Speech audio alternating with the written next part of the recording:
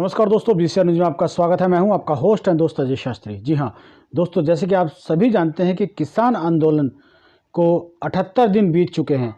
यानी आप ये सोचिए, लगभग 2.5 महीने से ज़्यादा बीत चुके हैं और अभी ये आने वाली 27 तारीख को 3 महीने पूरे हो जाएंगे।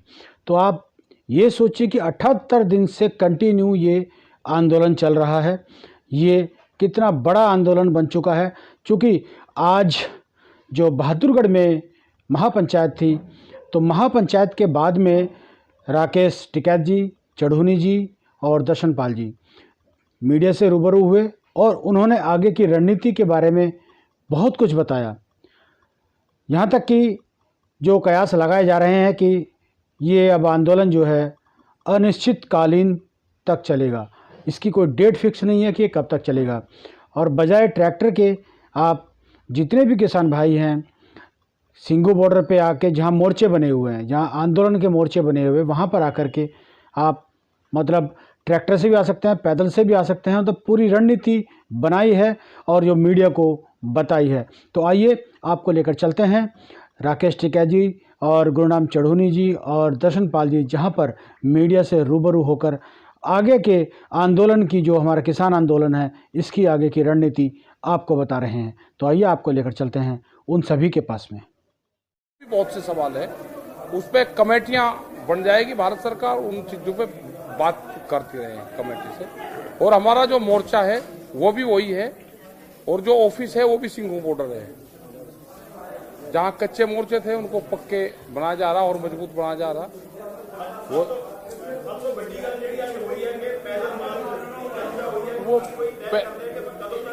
पैदल मार्च का ये है कि लोग जैसे ट्रैक्टर में आ रहे वैसे पैदल भी अपना मोर्चों की तरफ आवे। और कभी भी दीपक जी, हमारा लोगों से आह्वान है कि ऐसा कॉल अगले समय में आ सकता है। लोगों को तैयार कर रहे पर जैसे गुरनाम सिंह जी ने भी कहा, इन्होंने भी कहा, मैंने भी कहा, वो है लोगों को ये जो प्रेशर है, इसके साथ का जो सैलाब है वो जोड़ना, वो आगे कैसे बनाया जाए, उसकी एक मानसिक तैयारी है लोगों को। देखिए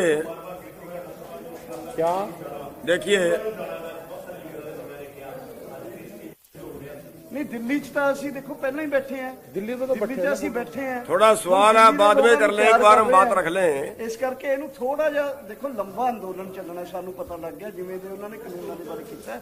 इस करके दिल्ली च पहला चलने होने हैं।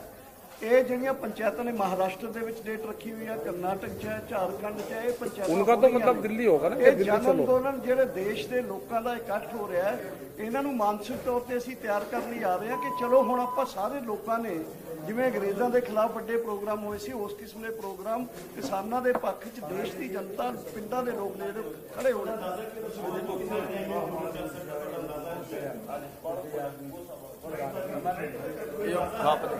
देखिए, आंदोलन तो तब तक चलेगा जब तक हम जीत नहीं जाते।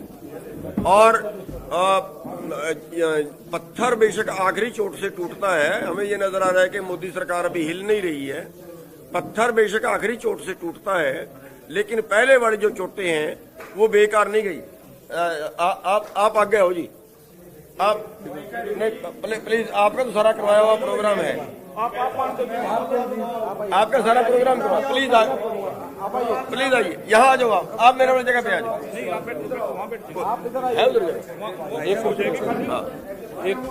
एक कुर्सी बीच में और लगाओ, एक कुर्सी लगा दे बीच में, कुर्सी लगा दे। आइए, आपका सारा प्रोग्राम करवाया, आपको तो आओ ना बीच में। भूप सिंह, यही तो है काम।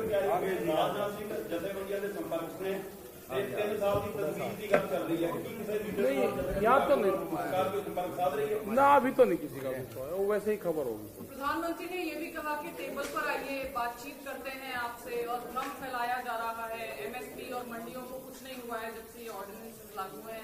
तो जो उन्होंने कहा उसको आप कैसे देखते हैं? जो देखिए पार्लियामेंट में जो भाषण दिए प्रधानमंत्री ने, उन्होंने एकदम भ्रम फैलाने की कोशिश की है। क्यों? क्योंकि मंडियों के बारे में उन्होंने जो बोला है कि प्राइवेट मंडी भी होगी, गवर्नमेंट में हमने बहुत क्लियर कर दिया है उन्हें पहले 11 राउंड्स में कि प्राइवेट मंडी हमें नहीं चाहिए। 1 सेकेंडली एमएसपी है, था, रहेगा।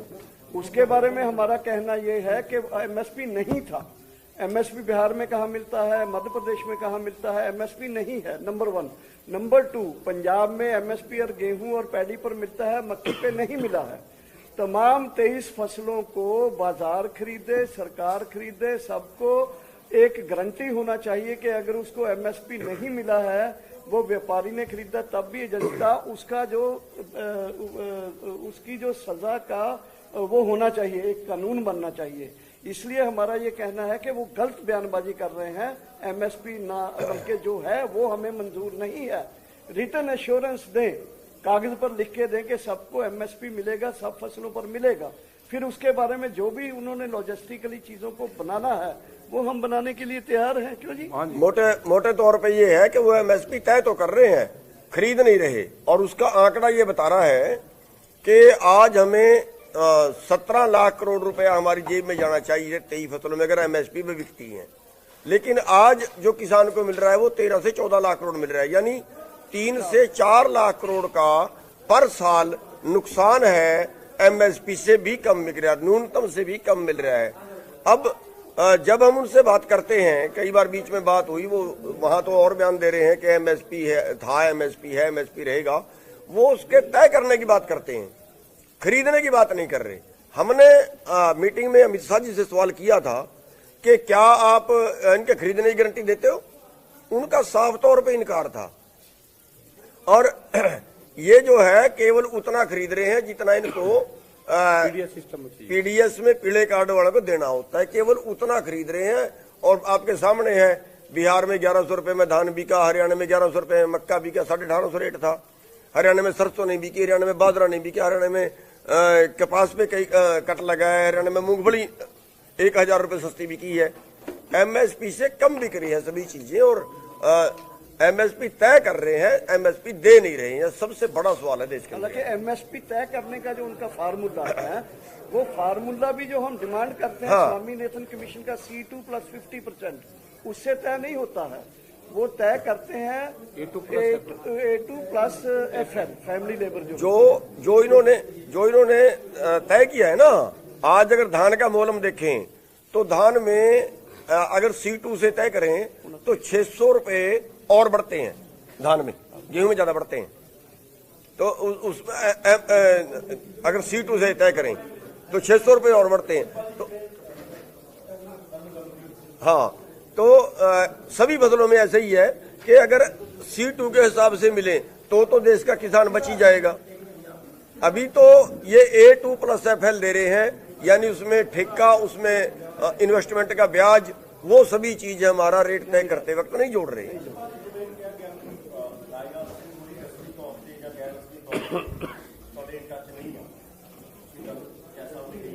ना अभी किसी का कोई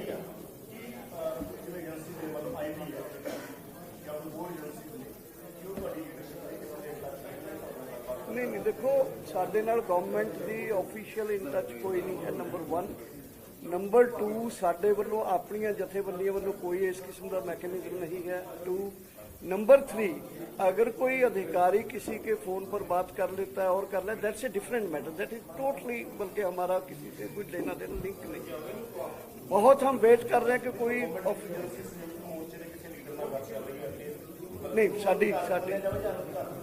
साडी कोई वो नहीं है, साडे नोटिस नहीं है। अज भी मैं मीटिंग करके आया पंजाब की, कोई उस किस्म की सानू जानकारी नहीं। जो एक फोन कॉल की दूरी 1000 मील की दूरी लग रही है, उधर से शुरुआत नहीं हो रही है, आप लोगों की तरफ से भी संपर्क नहीं किया जा रहा? ऐसे ना संपर्क तो जब करें ना उनका, जब उनका कोई डाटा बेस और वो कोई तैयार हो, वो तो पहले जैसे वे बातचीत करते थे उनके पास में पूरा सिस्टम है। पहले ही वो संयुक्त मोर्चे के पास में कॉल आती थी उनको मीटिंग करनी होती थी। वो तो एक कहने की बात है कि हम एक फोन कर ले तो हम बात कर लेंगे, उस तरह का अभी सरकार का कोई मैसेज नहीं है। प्रधानमंत्री जी ने नंबर नहीं दिया, बात तो हम कर लेते, लेकिन उन्होंने नंबर नहीं दिया कि कौन से नंबर पे बात करनी है। अभी नहीं उस तरह जैसे वो मजाक कर रहे हैं। देश के जरिए बोल देते हैं कि हम बात करने के रोज बोलते हैं, हम रोज बोलते हैं। देश हर के चैनल पे उसमें हम रोज बोलते हैं कि हम बात करने के लिए तैयार हैं, but you come with some proposal. बात नहीं करेंगे। टाइम, जगह और प्रपोजल के साथ आइए, हम तो कल बात कर लेंगे, हमें क्या दिक्कत है। देश के किसानों से एक तरह से मजाक कर रहे हैं कि एक कॉल की दूरी है। अब ये कॉल बताओ, कॉल तो उन्हीं को करनी है ना, और हम तो यहाँ बैठे हुए हैं। 11 बार उन्होंने बुलाए, 11 बार गए, 11 बार में तो बात नहीं निपटी। 12वें बार बुलाएंगे तो भी जाएंगे, हमने तो कभी इनकार किया ही नहीं जाने से। और उसके बावजूद वो ये कहे कॉल की दूरी, और वो कॉल कब होगी, वो कितने दिन में होगी, कितने साल में होगी, अब नहीं पता। ये मतलब प्रधानमंत्री के लेवल का तो ये बात होनी भी नहीं चाहिए। और साथ ही देखिए, शर्म की बात है हमें, ये देश का जो सीईओ है वो बोलता है परजीवी, आंदोलनजीवी, एफडीआई, ये सब क्या बातें हैं? बल्कि ये कोई सिंसियर बातें हैं? आप एक इतना बड़ा आंदोलन है, इस आंदोलन में पूरे देश के लोग लगे हुए हैं, उसमें इस तरह का वो करना, वो भी पार्लियामेंट में, ये कहा कि बात, टोटल नॉन सीरियसनेस गवर्नमेंट का जो, और इसका खमियाजा इनको भुगतना पड़ रहा है। जैसे युद्धवीर जी ने कहा कि लोग ऐसे आ रहे हैं और अल्टीमेटली ये लोगों का गुस्सा आ रहा है इनकी तरफ। ये पहले प्रधानमंत्री है जो इस तरह से कर रहे हैं। मुझे लगता है कि इनको कोई ना तो अपने देश से, ना अपनी कौम से, ना अपने किसानों से, ना अपने लोगों से कोई प्यार नहीं है। ये बड़े जो जिनको बेच रहे हैं देश, ये अपने अंबानी, अडानी और दूसरे कॉर्पोरेट, जो उनके साथ ही इनका लगाव है, हमारे साथ नहीं। क्यों जी?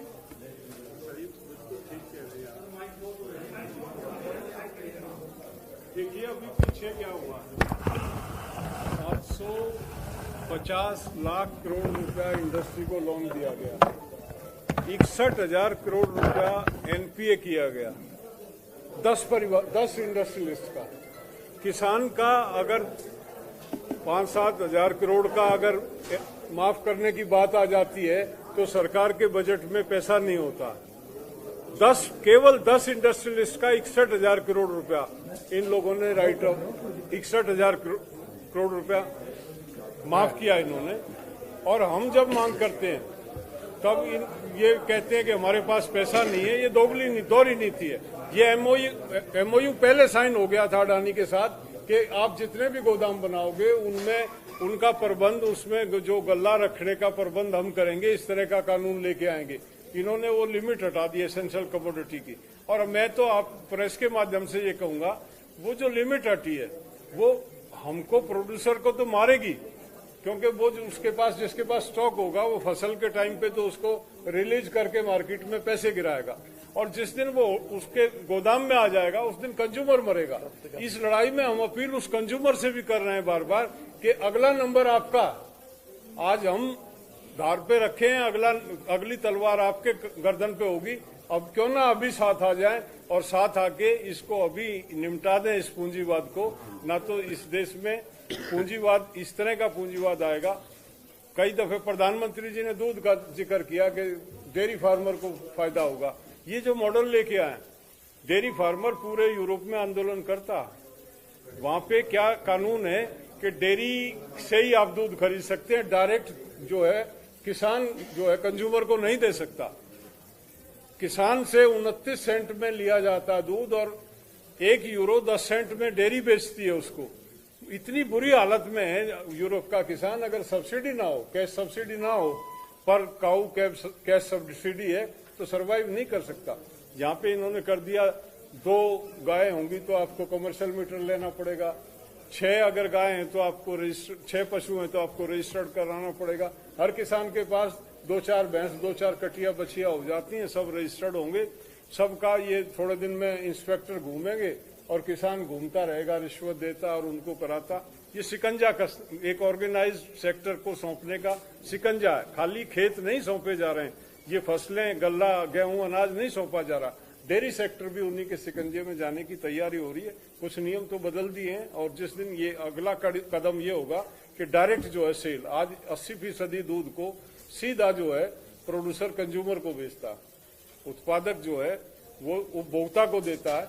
जिस दिन ये आ जाएगा 100% आपको डेयरी का, मदर डेयरी से ही आपको, या दूसरी डेयरी एबीसीडी रिलायंस की हो, जो भी पूंजीपतियों की होंगी, तो ये इस कदम बढ़ रहे हैं। और ये लड़ाई उन्हीं कदमों को रोकने के लिए हम लोगों ने शुरू की है कि ये पूंजीवाद अगर इस 135 करोड़ के देश में, जहां लोगों की परचेजिंग पावर नहीं है, जहां लोग चरण सिंह के आंकड़े थे 31% किसान 2 बीघे से कम का, 50% कम। ये प्रधानमंत्री ने अभी उनका रेफरेंस दिया चौधरी चरण सिंह जी का, ये 80% किसान 1 हेक्टेयर 2 हेक्टेयर से कम का। इतने छोटे किसान को यूरोपियन मॉडल में डालना मतलब कहीं फिट नहीं बैठता। हमने बार बार कहा कि अगर हिंदुस्तान को देखना है तो चौधरी चरण सिंह के परिप्रेक्ष्य में जाओ। उन्होंने एक पुस्तक लिखी है, भारत की भयावह आर्थिक स्थिति, कारण और निदान। उसमें उन्होंने लिखा कि ये माइग्रेशन जो बढ़ रहा, ये इसलिए बढ़ रहा है कि देहात को इग्नोर किया। हमेशा जो जितना इन्वेस्टमेंट हुआ वो शहरीकरण की तरफ हुआ। देहात के नौजवान को अगर गांव में रोकना, पलायन अगर गांव का रोकना है तो हमको लघु उद्योग पे और कुटीर उद्योग पे जाना पड़ेगा। गांव के बच्चों को एक मार्केट सुनिश्चित करानी पड़ेगी। ये तमाम इश्यूज हैं हमारे इनके, जो गांव के टोटल इश्यूज को। और यूथ आज में जो इतना नौजवान हमारे साथ जुड़ा है, कहीं ना कहीं वो पीड़ित है इस सिस्टम से, वो असंतोष है जिसकी वजह से वो हमारे साथ आया। तो ये बड़ी लड़ाई है और इसमें आप लोगों का, मीडिया का एक सार्थक सहयोग जो हमें मिल रहा अब तक, निश्चित तौर पे ये सहयोग मिलता रहेगा तो इस लड़ाई को जीतेंगे, ये हमको यकीन है और इसी रणनीति पे हम काम कर रहे हैं। आप कहेंगे बस आप लोगों ने कह दिया। ਪੰਜਾਬ ਦੇ ਵਿੱਚ ਮਹਾਪੰਚਾਇਤਾਂ ਦੀ ਜੋ ਸ਼ੁਰੂਆਤ ਹੋਈ ਆ, ਇਹ ਆਉਣ ਵਾਲੇ ਹੋਰ ਜ਼ਿਲ੍ਹਿਆਂ 'ਚ ਵੀ ਹੋਊਗੀ। हाँ देखो, पंजाब ਦੇ ਵਿੱਚ बहुत बड़ी महापंचायत कल हुई है और मुझे लगता है कि ये जो फिनोमेना है ये पूरे अभी महाराष्ट्र में रखी हुई है। 20 तारीख की तो इसका मतलब ये है कि देश जाग रहा है, किसान आंदोलन देश को जगा रहा है और देश के तमाम खेतों खलिहानों में जो काम करने वाले रहने वाले जो लोग हैं वो उठ रहे हैं। एक किसान क्रांति, जैसे कैद जी ने बोला, किसान क्रांति की तरफ बढ़ रहे हैं। एक बात मेरी रहेगी, पहली दफे इसमें ऐसा हुआ है कि किसान और मजदूर साथ आए।